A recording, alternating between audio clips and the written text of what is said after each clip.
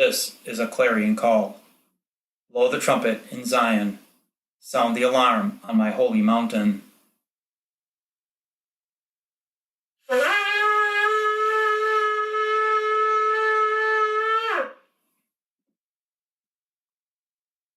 It's time for all people to awaken from their slumber.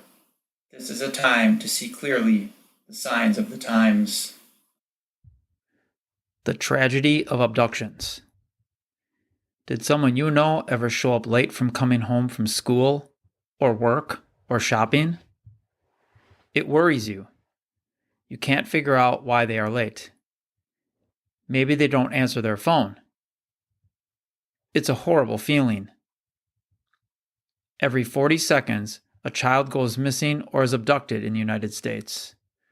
More than 840,000 children go missing every year. 12-plus-year-old children are the kidnapping victims in around 80% of all cases that include minors. Girls from 12 to 17 years of age are the most typical victims of abduction. 99% of sex trafficking victims are females. Every year, 600,000 people go missing in the United States. Abduction is an issue that impacts all countries globally, regardless of their level of development. It means seizing a person and keeping them in captivity. Kidnappers tend to target children they've met before, and they observe them before making a move. Unfortunately, the majority of people abducted usually end up dead. According to NamUs, missing person statistics, hundreds of thousands of minors and adults go missing each year. In most cases, the disappearances are not attributed to kidnapping, and a person is found alive and well. However, tens of thousands never come back, and the authorities are often unable to determine what happened. According to the National Institute of Justice, around 1,000 of these bodies remain unidentified after 1 year.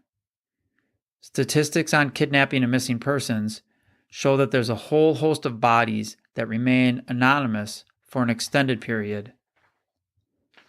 Many abductions are by acquaintances, which makes up 27% of all child abductions.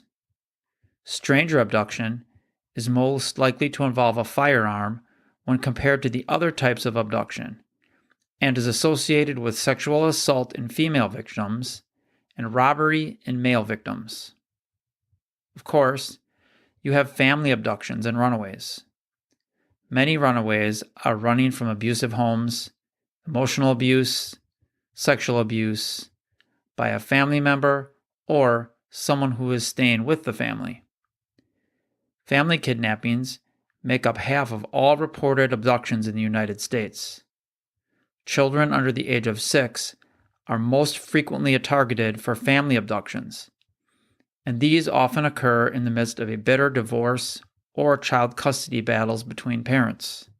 So why would we kidnap our own children? This only leaves a scar upon them for life. And why do we think that live-in boyfriend or girlfriend is a person who would never harm a child? It's not their child, so why would you think that they would treat your child like they should? We assume too much today, in a world that is not godly, in a world of pornography, in a world of human trafficking, in a world where people equal money. We see fathers abusing their daughters, or other family members who may offer to watch your children. Our children should be our special treasure, and we should protect them from any possibilities. You may have to leave your children to go to work. If that is the case, then leave them where they will not be left alone with someone who may do them harm, or someone you do not know if they would do them harm. If you think that someone is being held by another without their consent, then do all that you can do to be sure. Pay attention to Amber Alerts or your local news when they tell of a missing person, and most of all, pray for them that they will be found safely.